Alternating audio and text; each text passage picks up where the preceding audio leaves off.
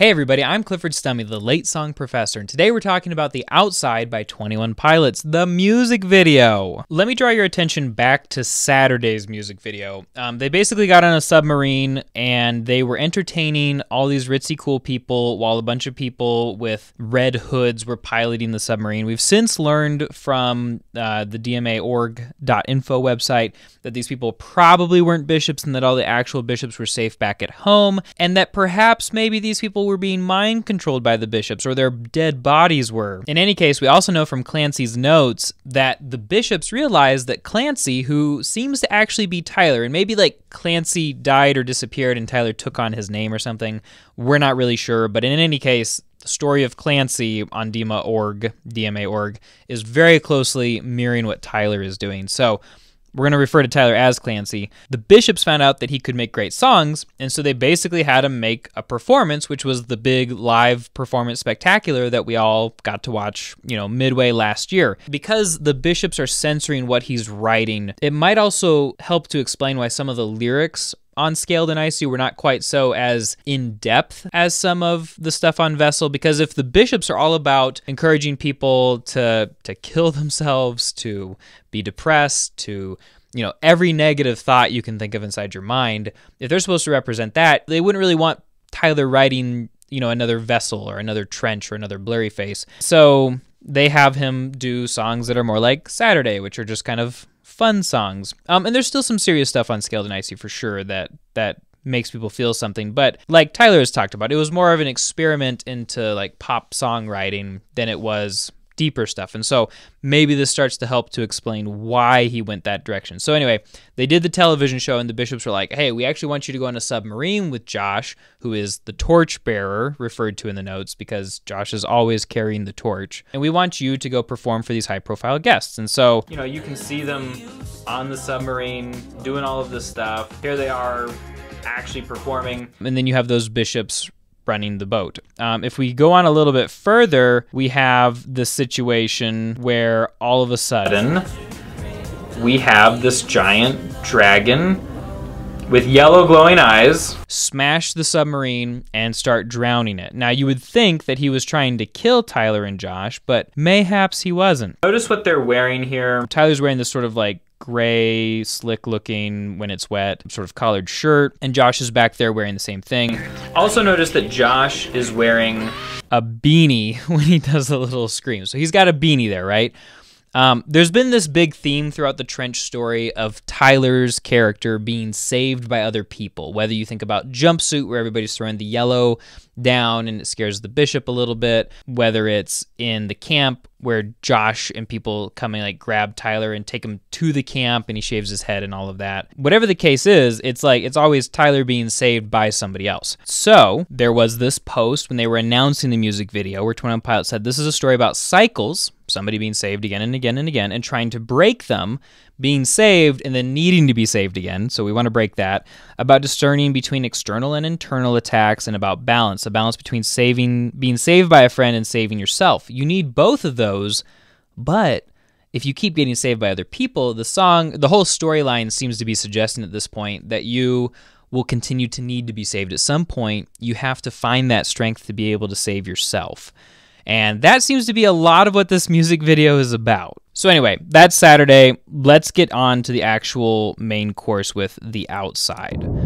It starts off with Trash here, looking very grumpy, and the eyes connect with who I think is Keon's the bishop, and he's kind of holding up these horns that we find out later can be used to control other people's actions. And he's in the middle of a bunch of lights here doing his own thing when all the other bishops come up on him and they're about to stab him. So here's the number one thing that I don't understand here. Is Keon's piloting Trash to save Tyler and Josh and get them out of the submarine, or is he trying to kill them and then they just kind of make it out?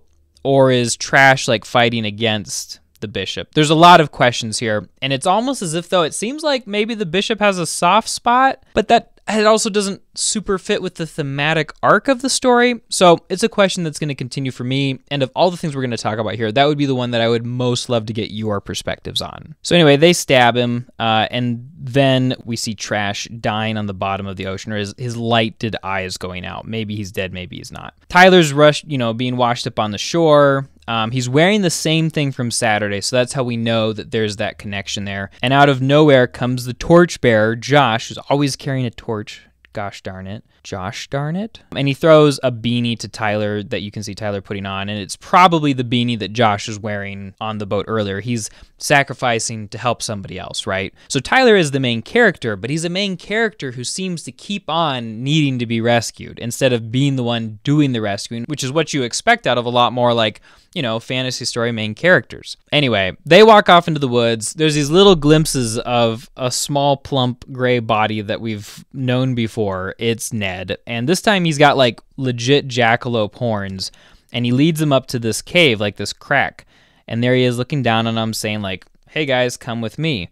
And they decide, hey, that's not a bad idea. And there are some backpacks there. Upon one of the backpacks is the Skeleton Click symbol, which is supposed to like go around your face. It's like a mask basically. So they go into the cave and they start walking, and up to this point Tyler has been being saved a lot, but let's look at what happens when he actually kind of takes the power for himself. Like what's the thing that changes here? Oh, by the way, you kind of hear music from Migraine there.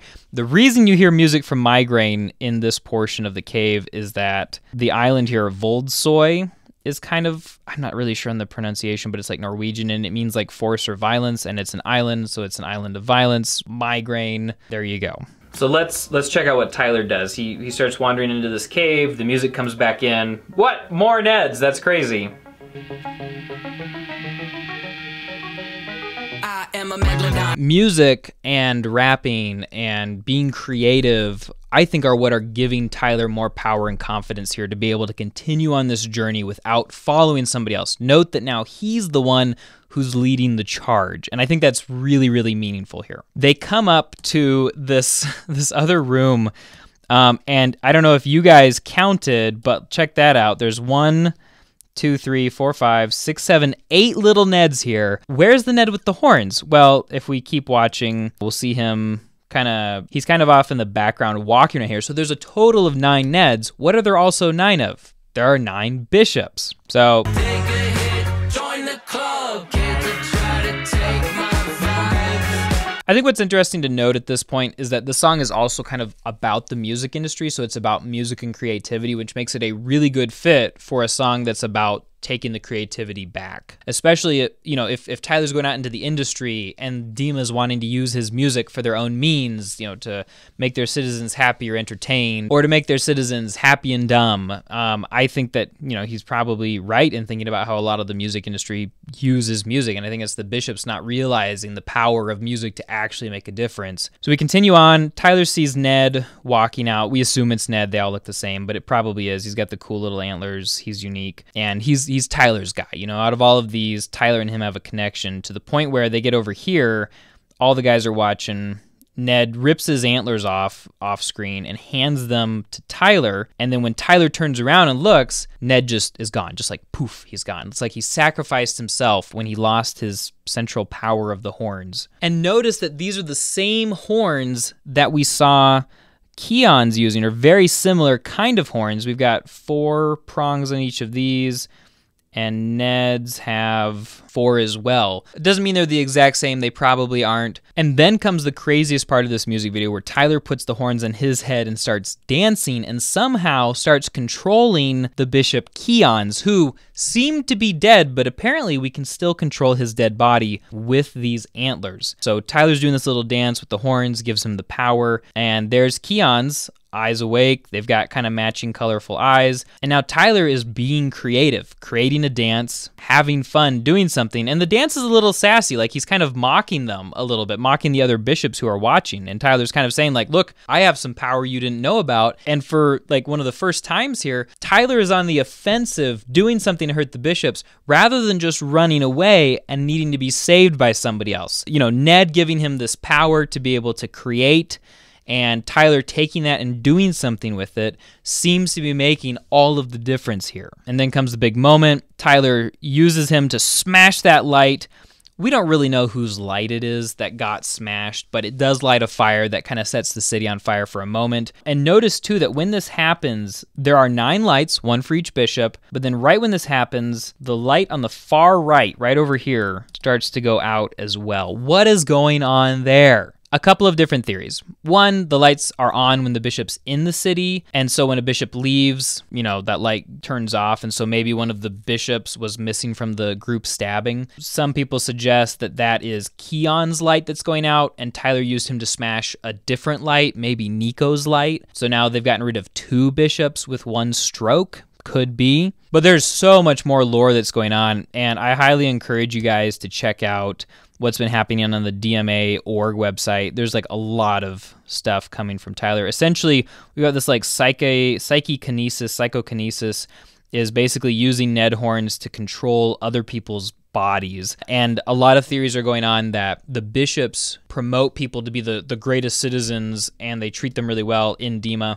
And the whole point is to try to get these people to kill themselves, commit suicide, neon gravestones, if you will, and thus the neon lights that the bishops have. When those people are dead, they either maybe like transfer their life force into those people's bodies, or maybe they use the horns to control other people. And I know those are antlers, not horns, but maybe they control those dead bodies. Maybe that's what the people on the submarine were, as they were being controlled by the bishops, so the bishops didn't actually have to be at risk going out into the ocean. And the people that they would be controlling would be what are called the Glorious Gone, which the letter says honorable citizens who achieve the Glorious Gone, referred to as available vessels, essentially dead bodies, and so that's probably people killing themselves. If you look at the Instagram post, they refer to this as discerning between external and internal attacks. And so, yeah, like if you're fighting your inner self, like your blurry face, then maybe you need help from outside because it's just you versus you. 1 minus 1 is 0, right?